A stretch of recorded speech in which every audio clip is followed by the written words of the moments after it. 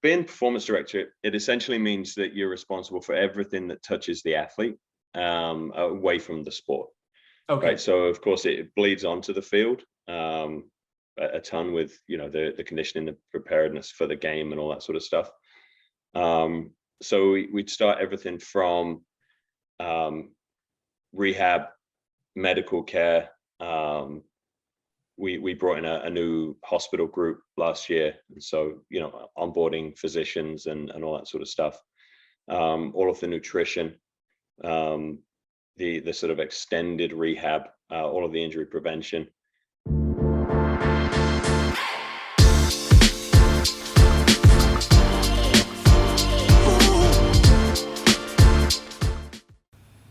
This episode of the Smart Athlete Podcast is brought to you by Solpre.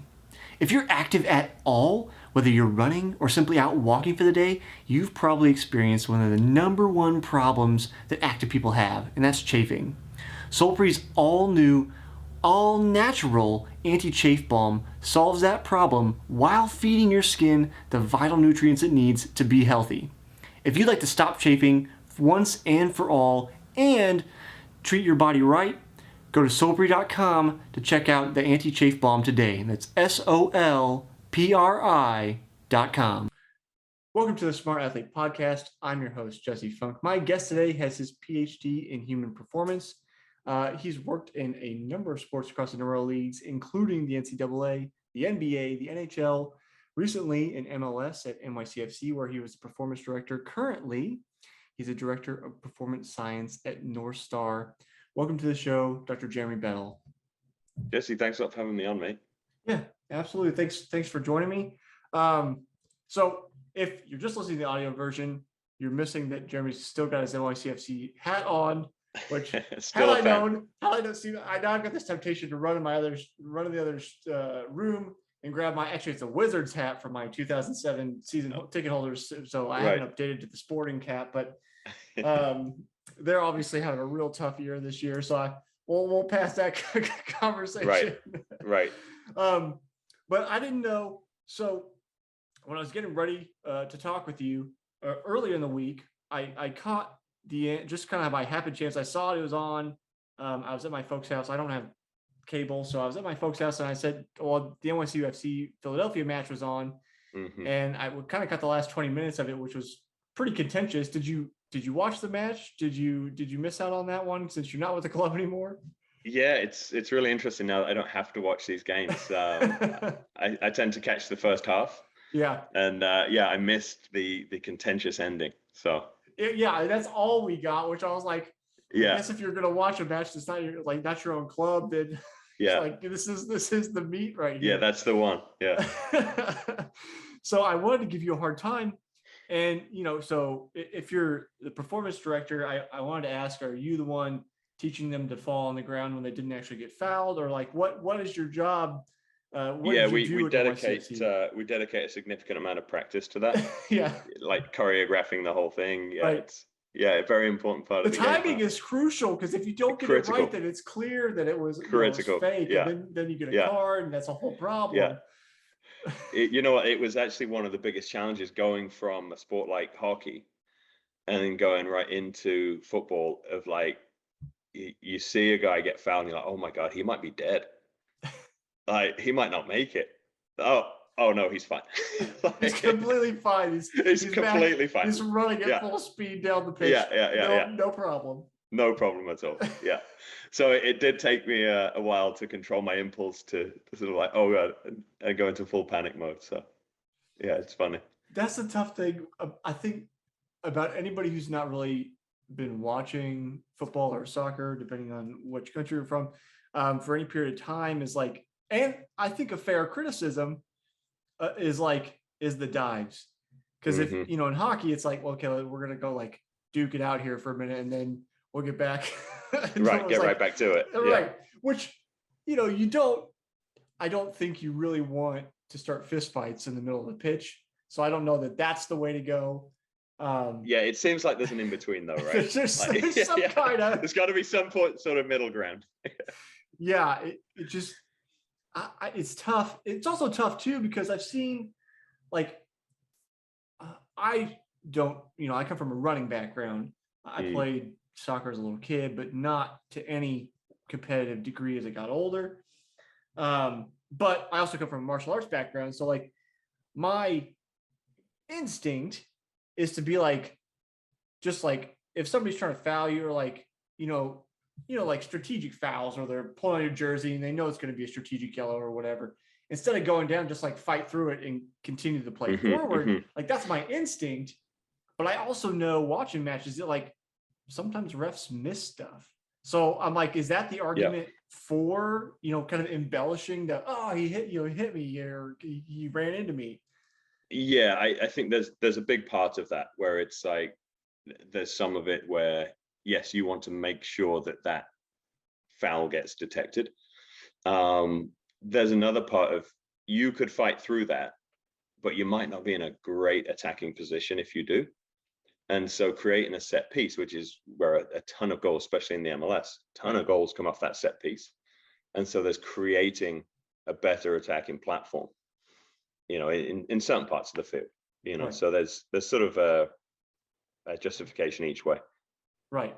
Well, yeah, I mean, obviously if you're backing your own third, like it's not like, you're probably not going to chip the keeper at that point. I mean, it's happened, but the statistics are probably not on your side at that point. But exactly. I mean, it's still, depending on who's where and what's happening, can sometimes give you a chance to reset. Obviously, it gives the other team a chance to reset too, but depending on what you need strategically. So now the question really is, what did you actually do for the club? What were you working with them on? Yeah, so being performance director, it essentially means that you're responsible for everything that touches the athlete away from the sport. Okay. Right. So of course it bleeds onto the field a ton with the conditioning, the preparedness for the game, and all that sort of stuff. So we'd start everything from rehab, medical care. We brought in a new hospital group last year, and so onboarding physicians and all that sort of stuff. All of the nutrition, the sort of extended rehab, all of the injury prevention through strength and conditioning, the sports science, all of the technology, and then sort of my job is basically complex problem solving. So how do we leverage that multidisciplinary team, make it one department, and solve a problem with a lot of cognitive diversity versus me or the physio or the strength coach trying to solve that problem alone. So I guess if I'm trying to truncate that, are you like, I'll call you like a director of operations in a sense of athletic performance that isn't directly impacted by like coach running practice and that kind of thing, like everything else, the ecosystem that surrounds the athletes. Yeah, exactly. And so we will be in the room with the coaches to help plan practice and sort of curate the training load to optimize for game day, make sure everybody's in a good position for game day. And so that's where it sort of bleeds into the technical, tactical stuff. But as far as what the drills are and all that sort of stuff, like the football is down to obviously the coaches still. But then it sort of extends into the scouting realm. It extends into any trades that might be happening, any new acquisitions that might be coming in. So yeah, it's a pretty comprehensive role overall. But that's where you just got to have an excellent team of people who manage sort of the day-to-day. I mean, as you're describing it, I kind of feel like I missed out on a career calling. Because obviously, like, my company's involved in sport and I'm an entrepreneur, so I like complex problem solving and just the whole thing, it speaks a lot to like the raw skills I like, the things that I kind of gravitate towards. Yeah. So I think that begs the question for me. Number one, did you even know that this kind of thing existed as you were going through school? Was this the goal from the outset, or how did you find yourself kind of winding into these career positions? It really didn't exist. when I was going through school. So coming up, I was a rugby player growing up, always into sport, always fit. Physics took over a little bit in rugby. I stopped growing and the other guys didn't. Yeah. So you're going to lose out on some of those battles. Yeah. So I knew I wanted to stay involved in sport, and that's usually, people generally sort of size out of rugby and become strength coaches. And so that's where I went, studied exercise science, but rugby had only really turned professional in about 1995. And so again, really coming out of late 90s, early 2000s, when I graduated with my undergrad, that you were just seeing the first sort of full-time strength coaches coming into sport. Football had always had fitness coaches, but it was just another assistant coach who would run the players. It wasn't necessarily somebody with an academic background, in how to prepare players. So that's where I sort of got a little bit lost coming out of my undergrad. I was working in a gym, doing personal training, and just sort of thought, there's got to be more to this. That's when I made the move over to the States. I was going to stay for a year to do my master's, and that was almost 20 years ago now. So got sort of sucked into the sidetracked a little bit. Yeah, a little bit derailed on the plans there. So when you come over to the States from the UK, the professionalism of the sports in terms of like having a staff of people who take care of the athletes. Every team had a strength coach. I went to Middle Tennessee State, an unbelievable strength and conditioning program, and it's not a big football school. Mm-hmm. And so like walking into a weight room like that, you'd never seen anything like it in the UK. And that's when you start being like, oh, okay, that there are jobs that you can do around sport and be involved. And so that's where I really started focusing in on becoming a full-time strength coach. And then through my playing career, I always sort of had to piece those service elements together, whether it's a massage therapist over here, an osteopath over here, and doing my own fitness training and strength conditioning, and always looking to sort of complete the services, like the full spectrum. And then going into sport, you start seeing those same gaps. As a strength coach, you start seeing like where there are gaps with the medical services, where there are gaps in the scientific approaches. And so as I progressed through my career, I started just documenting and looking at systems and trying to build that system in my mind, and then gradually work towards, you get better in strength conditioning, you get promoted, and you keep going. And so it was really just about getting the opportunity to implement that system that I had sort of curated in my head, with a backdrop of, Olympic sport in the UK and the collaborative approach to sort of taking care of athletes. You've got that in the back of your mind, and now you can get to apply it in a different setting. It was just really fortuitous timing, because that's when those first wave of sort of foreign practitioners were coming into the sports in the US. It's always been a very closed shop because they don't compete against anyone else. So it was good timing to be coming in and getting into that's bringing sports science into clubs and developing a multidisciplinary approach to things. I was very fortunate to be one of the first people on this side of the Atlantic doing that. So then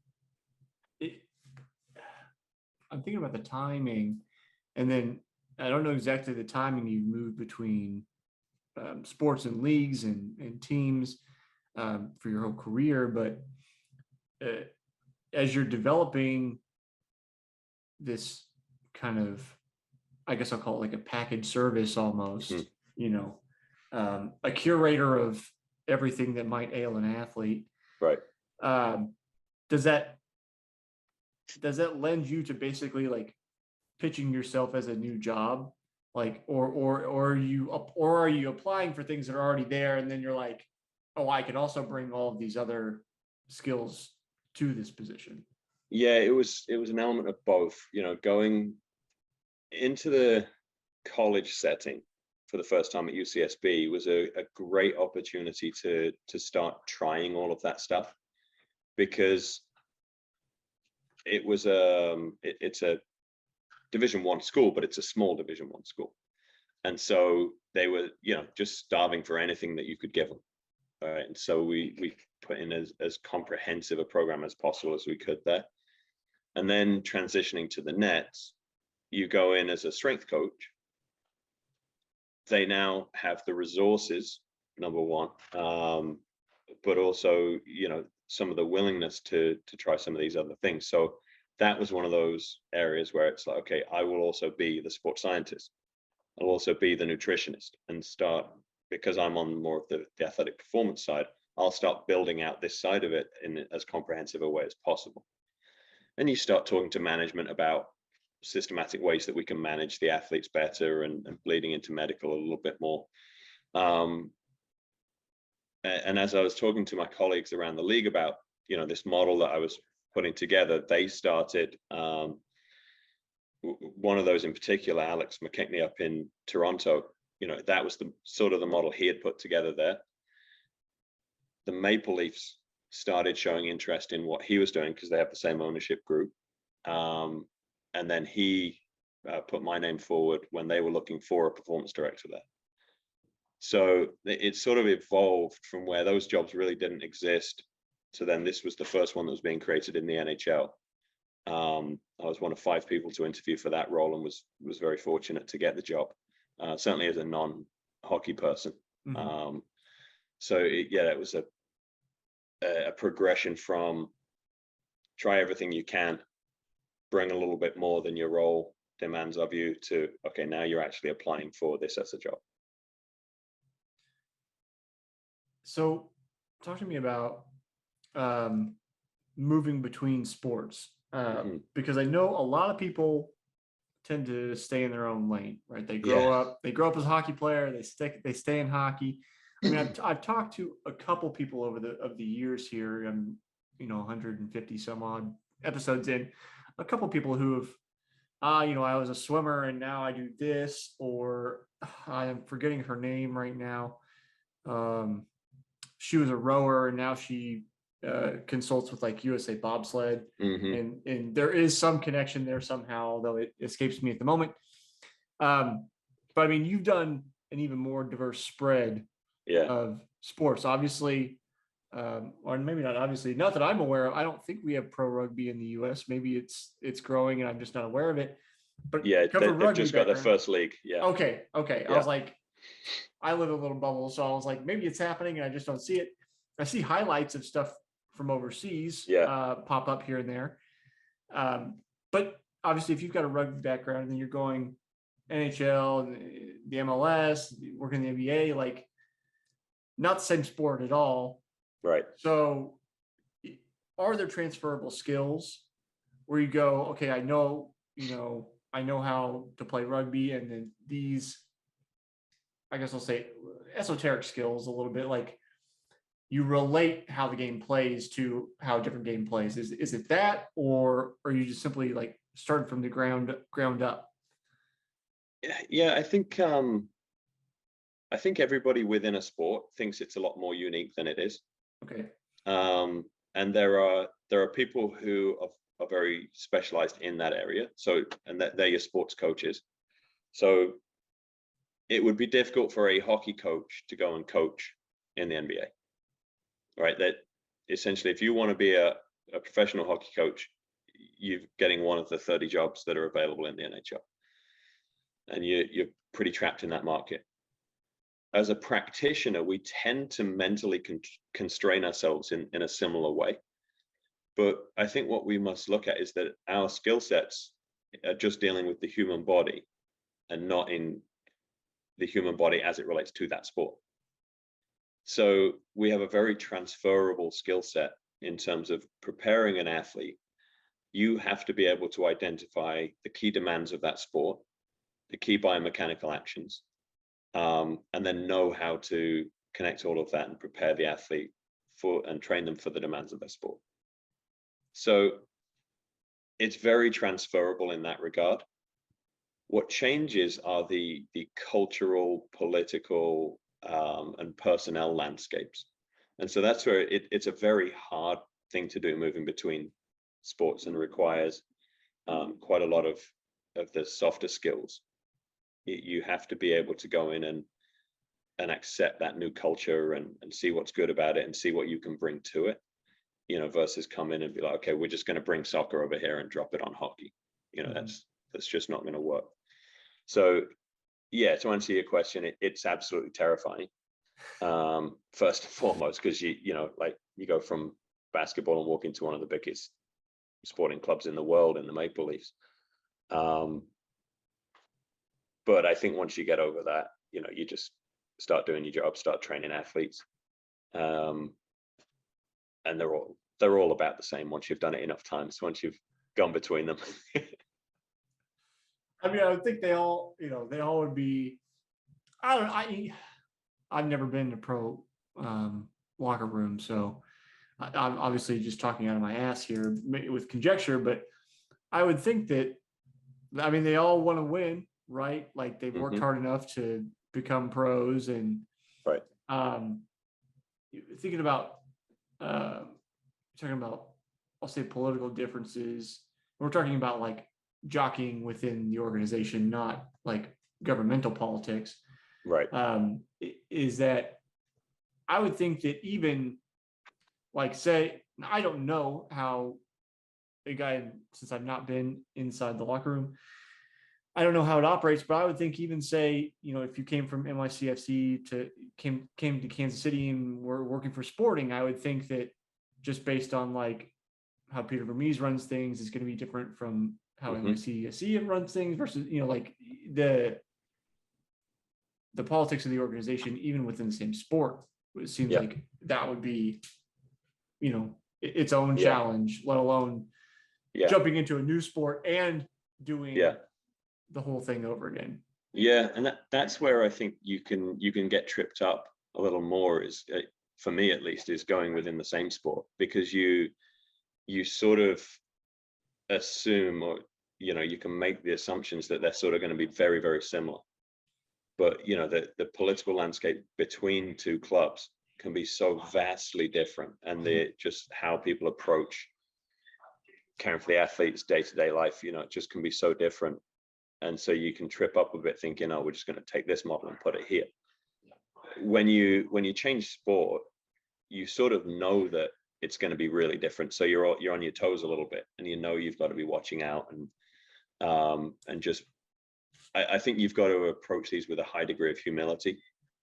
And that's where, the skepticism you're going to get from coaches and players as a non-name the sport guy. If you approach it with humility and, with a sort of appreciative inquiry approach, where you're trying to find out what's good, and you're trying to learn, and they know you're trying to learn, and you're there to offer what you know about and not tell them what they know about. I think that's where you can be successful. But it's just recognizing that you got to do that between every club, not just every sport. It makes me wonder about, since as you described yourself, if you're transferring sports, you're not insert sport guy, right? Didn't come from that sport background. Right. It makes me wonder if over time, whether you've hit this landmark yet, or whether maybe it's coming in the future. I see two potential, hopefully the more positive one, two potential labels for you. One, that's no longer a question. It's like, no, he's worked in all these leagues. Like, this guy's got the goods. Or like, why has he worked in all these leagues? Mm-hmm. Does he have the goods? Do you encounter either of those? Yeah, both. Okay. Yeah. It's really interesting, because in North America, you get one of these jobs and you keep it for life. Mm-hmm. Right? You're the athletic trainer who's been with an NFL team for 25 years. Right. Europe, you sort of move around a little more. There's sort of a 4 to 5 year span, and people move on and try something else and move around a little more. So my mindset is a little bit more in that regard. Like, I like new challenges. I like fresh environments. And so there's a little bit of an element of that where culturally, that's a bit unusual. And then the being the sports guy, it usually follows one sport behind you, right? So going into basketball, you're a rugby guy. Going into hockey, now you're a basketball guy. Coming into football, now you're a hockey guy, right? So you're never the guy until you leave and go and do something else, right? So like now I'm a hockey guy. Thanks. I feel like that's going to be, if you've got a good sense of humor, not frustrating. If you don't, probably frustrating. But then I think like since you've seen it a number of times, you're just like, yep, like this is just what it is. Sure, I'm the hockey guy now. I'm the hockey me. guy. Yeah, exactly. Makes for a good story on a podcast. Do you walk in? I mean, you walk in the locker room, and they're like, "Oh, it's the hockey guy." And you're like, I've never laced up skates and been on the ice, or you're just like, you don't want to see me on the ice. Yeah. Before I forget about it, because I made this note earlier, I wanted to ask you about your so backing up, thinking about MLS, NYCFC developing this kind of suite of services. Were you or your I saw colleagues around the league involved in implementing the trackers that the players wear now? Because that's been in the last couple of years that so if you don't watch MLS, what players basically wear trackers to figure out like how much ground they're covering each game, their speeds, all these kind of things. Were you involved in that? Yeah. So that's all the data that we collect. Training load data. So we'll collect that during practice and during games. And it's essentially, it allows us to make sure that we're optimally preparing the athlete. First of all, it tells us what the demands of the game are, what velocities are they going to have to move at, how far are they going to have to run, how many sprints, all this sort of stuff. And then it allows us to plan the week. So we're challenging them enough to make sure they're prepared, but we're not over challenging them close to the game to where they're now fatigued, right? So it's trying to strike that balance and making sure, you can't over recover athletes, right? To where all you do is recover, because right. you have to push and actually get in shape at some point, right, and have something to recover from. But, at the same time, if you've got 3 games in a week, you need to know where to push and where not to, right? So it's balancing that on a day-to-day, week-to-week, and then on a season-long journey to make sure that they're still able to function at the end of playoffs after a long season. I definitely noticed, like, one of the things, this season aside, injuries, one of the things Sporting always had trouble with is, I think because of Peter's like high press personality and the way he wants to play the players hard up front, we would end up like the wheels would fall off late in the season. And it seems like they've done a little bit better job since the trackers have been involved with rotating players out, getting more rest, like doing all those kind of things to not basically injure everybody by the end of the season.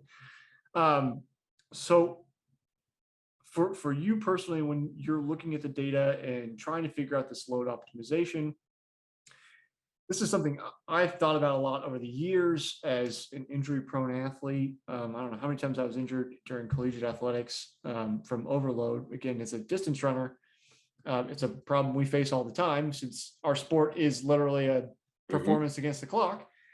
Are you taking that data and making like individual optimizations where you go like, okay, we know like our defenders maybe aren't going to be putting in as much since they're not pressing up, or like the midfielders are going to be doing the majority of the running, so that we know that they're at this certain load, or even beyond that, just this player tends to break down at more than such and such load during the week. Are you getting that granular when you're going into that information?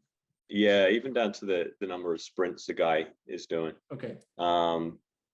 You'll see, our sports scientist, Luke Cooper with New York, you'll see him after the game with the guys on the field, and guys who play below a certain number of minutes doing top-up sprints to make sure that we're getting enough load into those guys and then we're not getting too much load into the starters who are playing 90 plus minutes. All right. And so it's really important to, first of all, I always say that we're a football club and not a sports science club. So we try and impact as little as possible on the core parts of practice and competition. But there's the elements around those where we can start manipulating load for players, making sure guys get more or less. They don't need the individual. They might need to do some extra sprints. When necessary, we might suggest that a guy doesn't participate in a certain drill because of the type of activity they'd be doing. But it's very, very individualized. And that goes all the way down, not just to how much they've done on the pitch, but we also collect data off the pitch on strength levels, recovery levels, all these other factors that feed into what makes them susceptible to injury from the load, not identifying the load as the problem on its own. So one of the things that I have, and because you guys have so much data, it may not be even a question anymore,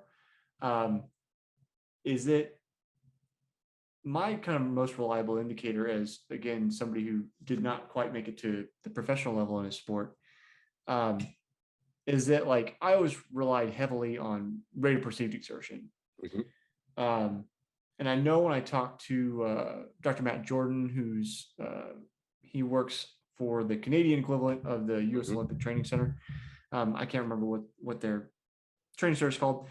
He's working on many of these similar kind of things where it's like, how do we load certain athletes in certain ways and how to quantify it and figure out all these things. And I remember talking to him about like RPE often ends up being still a very highly correlated measure where you go, if the athlete says they need recovery, then they probably do.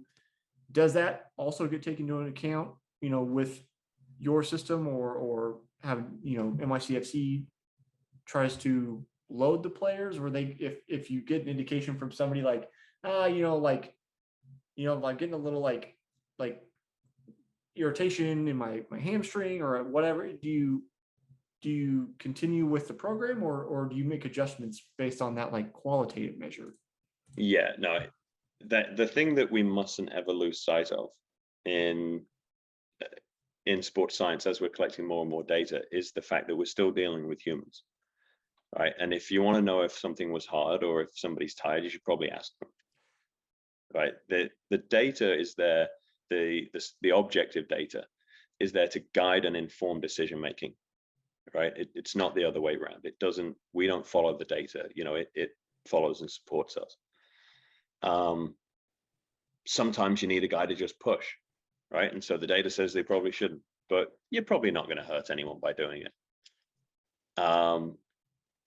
You make those calculated decisions because you've got the information to give you the confidence in your decision making, right? And so these are important things to recognize. But like when it comes to coaches, right, just because they're not measuring stuff with the technology that we have doesn't mean that coach's gut, that intuition is not data, right? If you've seen things happen a million times, it's valuable data. You can probably predict relatively closely what's going to happen next, right? And so you go through these scenarios and build this vast database in your mind. We must respect that. And I've always approached coaches in a way, and especially introducing new data systems, like here is another piece of information to help you make a decision, right? And same with the athlete. Like our load data says you haven't done enough. You're telling me your hamstrings are sore. I'm going to believe you. I just think that's the critical piece in implementing sports science, that we must always sort of keep that connection with. It is the human element. I think that's really, I guess, reassuring to hear. And it may be because I deal much more with amateurs asking me questions and that kind of thing. I mean, I have friends that are, as we mentioned before we were recording, high level amateurs, some pros, some retired pros that I know.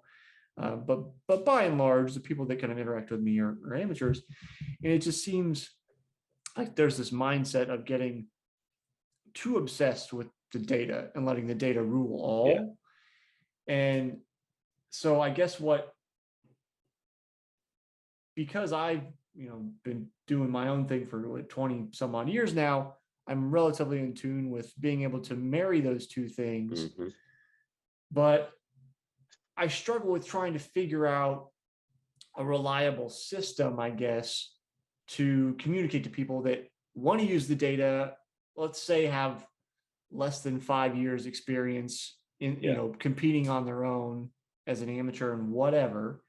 Do you have good mental strategies or systems or something that you would suggest to people that are just kind of getting their feet wet? Yeah, I think the good thing is to sort of give the data the sort of bullshit check. When you wake up and your Whoop says you feel like shit and don't do anything, but you feel great. Like just because the Whoop man says that, it's not necessarily the most accurate piece of information, right? Or if it's the other way around, right? Like you have to follow how you're feeling, and initially when you start trying a new piece of technology, use it to confirm what you're feeling. Like do a self inventory. If you do your meditation, you do your body check-in, like follow that and then compare that to the objective data. And you'll find data sources that are highly reliable and have a high confidence interval. And those are the ones you go with, because then they will be sensitive to change. And if they track with how you're feeling, then you can start trusting them more and more. But I think the error that you can make, and I certainly did this as a young practitioner, is putting so much in this technology and this new stuff that was coming, and we need to follow this and we need to fly at this time because our sleep tracker says we need to do that. And you get so wrapped up in that you forget that a guy might want to fly home because it's his daughter's birthday, right? And maybe that outweighs the extra hour of sleep you get. Mm-hmm. And so that there are little things that I think, again, it's just that check-in. But if you don't have the self-awareness first to know, okay, I feel like crap this morning, or wow, I feel great this morning, then don't rely on the Whoop or the Aura or the Garmin or whatever else it might be. I think the more trust you have in yourself. But again, you said it's experience and reps, and you're going to make mistakes, and you're going to think you can push, and you're going to hurt yourself, and that's okay. Just you'll work through it and you learn. I think that method's great, because I basically find myself feeling like the old man shouting into the void, even though I'm not particularly old, I'm early 30s, but because and I've talked to on the podcast, I've talked to people that have said all the trackers are bull. And then I've also talked to somebody who has a company that has a tracker. Yeah. And so I think my trouble is that the tracker is only good as number one, the data it's being fed, the data it's been fed historically, and the algorithm that's been developed for it. So if there are outside influences that aren't being tracked or haven't been tracked historically, aren't being factored in or can't be factored in to the algorithm, then I think as I think you mentioned, like a confidence interval, I think that gets downgraded, because as you mentioned, there's parts of the human experience that aren't being tracked, like your daughter's birthday. Like you probably want to get back for that, Yeah. And so that's where it's like, I know it's valuable, but that's where I struggle with it. So I appreciate the kind of gut check idea about trying to see how they correlate and going with there. I think that's a pretty no nonsense approach to it. But and the thing is, there are so many new trackers and wearables now that it's difficult. Like, I have a PhD in human performance, and I can't keep up with, I can't read all of the papers that may or may not have been published on this latest Fitbit, right? And so it can be difficult. And I think when I'm bringing something into a sports team, okay, then I'm going to dig in and I'm going to know exactly how accurate this bit of technology is. But if it's something that I'm going to wear for myself, I just need to compare it. It's an N of one. I just need to compare it on how this works for me, and use it as a guide. Like, maybe you should throttle back a little bit. Maybe you can push a little harder. And that's sort of one of the reasons for now leaving sport, is having enough of that experience and wanting to now go and sort of democratize that experience a little bit and be able to help a wider group of people.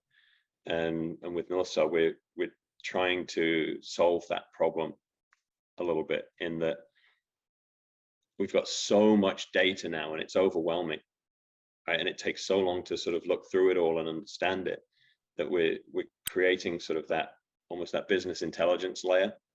So it's going to be a system that brings all of that into an AI model,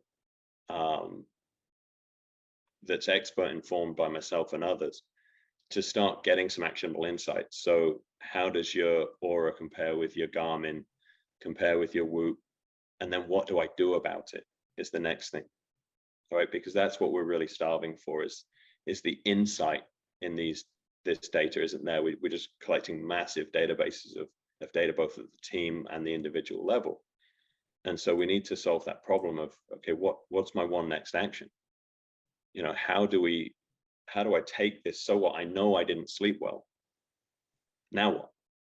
Right. And so that's the important piece that we're missing. And we sort of see that as the next evolution. That initial wave was tracking and gathering data. The next evolution is insights. And that's where I think we are quite, we're poor on insights right now.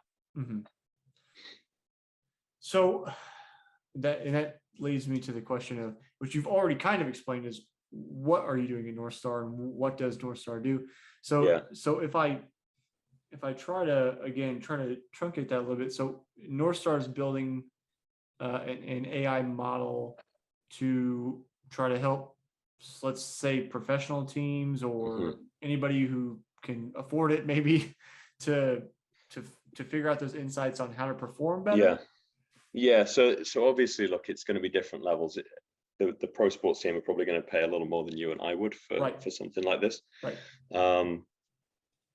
What we're looking to do is take a snapshot of that human being as a whole person, right? So yes, it's all of the traditional physical and biomarker data that we've been collecting, but then also how are we capturing the cognitive and the emotional parts of that equation as well? And this is a problem that we haven't solved yet in sport, and I think in wider society, because it's really hard. In sport, we often say that the game's 90% mental, but then 100% of our interventions are physical, right? And so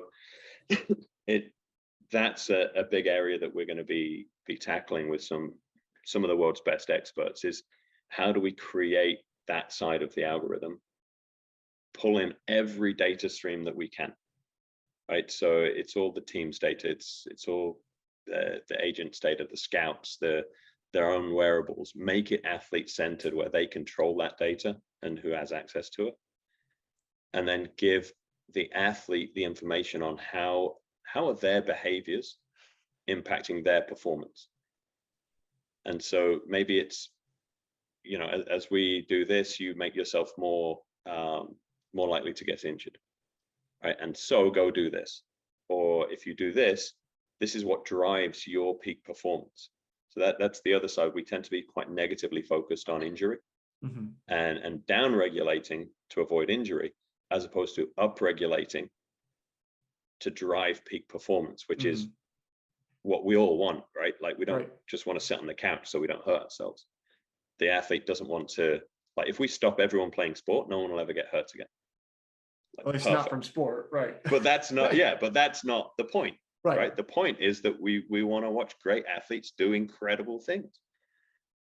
And so that's what we're about, is how do we take all of this data and optimize that athlete, right? And bring it all in and make sure the athlete has the best care, the best insight that they know, and they can own their actions and guide their own self through this performance journey in such a way that we're really maximizing this data. Because the quickest way to lose somebody when you're asking them to wear wearable after wearable after wearable is to not give them anything from it. Right? If we just collect these massive databases, do all this work and so you what? get nothing out of it. Yeah, so what? Yeah. Right? Like, we wear this every day and nothing ever changes. So that's what we're aiming for. And it's a problem that hasn't been solved yet in sport. And I've been trying to solve it within the team environment for so long, and have built enough experience where I can go in and look at this data and put it all together and pick out those threads. But as I said, now we want to start taking that out to more and more people. But then, yes, you start at the top with the pros, but we also want to democratize it down through, making technologies available to high schools and to little leagues and to me and you, that previously the pros have only had access to because it costs $500,000 to go and get a full 3D biomechanical analysis. Right. Well, what if we can take it and put it in your phone, right? And you point your phone and it does a scan. What if you could have it in your webcam here that could say, hey, sit up. Yeah. So that's a biomechanical problem I always have. So yeah, but it's everyone, and so that's the other areas that there's. Think about all the military operators who are out doing this. That's a human system that we need to optimize. Yeah. Think about all the industrial athletes. People climbing utility poles, people like getting in and out of UPS trucks. That same right leg hitting the ground every time. If we can now start taking this into these other environments, we're not now just investing in the one athlete, the one professional fancy sports team. Now it starts improving the whole human operating system, right? And so that's where we're trying to go with this. Is yes, starts at the top, but then really democratize all the way down, so we improve that experience for all of us as we interact with our own data. So you had mentioned, and I say this, I've heard people say it, talking about sports being 90% mental, and you're trying to track all these things. Do you have, or are you working on a methodology to collect these qualitative kind of information? Because I think that is as far as like the field of psychology goes, that's part of why we still label it as a very young field, because getting data, like hard data on this correlates to how somebody feels, aside from let's stick them in an fMRI and show them pictures, and there's kind of crude ways to go about it, but like you're not sticking every athlete in fMRI every single day and just having that play a part of practice. So do you have a methodology where you're trying to collect that kind of information? Yeah, we do. Look, we've not solved that problem. Let's get one thing straight. This is a very, very complex problem. This is not something that's overnight, but someone's got to start, right? And so that's where we're pulling in the world's leading experts who know how to do this through survey data. We're looking at some unbelievable technologies where you can passively collect this data through maybe facial recognition, or there are many of these signals in the voice, right? And so how do we collect this data? Simply by maybe you speak into your app, and it can rate your levels of anger and stress and all these different things. So we're currently trialing a lot of technologies in these areas. It's just fascinating stuff and really groundbreaking. And so if we can start capturing some of that objective side of this through these passive signals that we give through our bodies, then I think we can get some of the way to solving some of these problems. I think novel and pretty interesting approach. Again, because like the traditional way, like surveys, how do you feel, rate of perceived exertion, like they get you in the ballpark, but obviously you don't get the minutia you really like if you really want to be data driven to make decisions. So yeah, adding those extra layers of models, I think I'll be interested to see how you guys do and how that progresses for sure. Yeah, me too. Jeremy, as we're running down on time, each season of the show, I come up with a question I ask every single guest for that season. Right.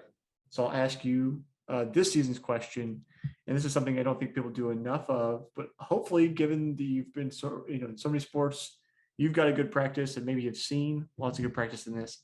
And the question for this year is, how do you celebrate your wins?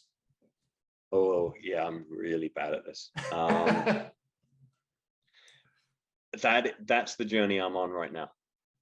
Another part of leaving sport, because the problem is in sport, there's always a new Everest, right? There's always something else like, yeah, we've done this. I'll be so happy when we do this. Right. And you do that, but there's always another challenge, right? And it's it's a high performance culture. And the tendency for us all is to search for problems to solve. And one of the things I've tried to build into my life is less external validation, less other people telling you great job, other people saying, wow, you've got a cool job, this, that, and the other. More internal validation where this was my goal, I achieved it, and experiencing that joy internally. It is not something that comes naturally to me, but it is something that I am actively working on. And I think that the first part of it for me was recognizing that internal versus external validation. And so that would be my advice to anybody now is that it doesn't matter what that external source is. It will never be able to provide you with enough where you actually believe it. You have to have your own checks of what success and failure look like, and let that guide you versus letting the outside world, because then you're like a flag blown in the wind, right? You can be much more sort of value oriented, much more guided by your own internal experience if you're responsible for it than if you just trying to make everyone happy and get a pat on the back and this and that. So that's it for me. It's a solid answer. Jeremy, if people want to catch up with you, see what you're up to, any of that kind of stuff, where can they find you? Yeah, usually LinkedIn's probably the best place. If you want to see a picture of my cat, then you can find me on Instagram, Bettle, or I'm somewhat active on Twitter, not particularly. I do like to keep a low profile, so I'll be in the background a little bit. That's fair. I mean, given your job, you're not one of the players on the field that's got this public profile all the time. So it makes sense that you might be a little more out of the way, but I think you got a lot of good insights to share. So I always want to let people know where they can reach out if they'd like to. So LinkedIn's best. Awesome. So if you're on YouTube, that'll be on the screen. Otherwise, down in the description on whatever platform you're on, you can find Jeremy on his LinkedIn. That'll be, again, in the description. Jeremy, thanks for hanging out today. Just thanks a lot for having me on, mate. Really enjoyed it.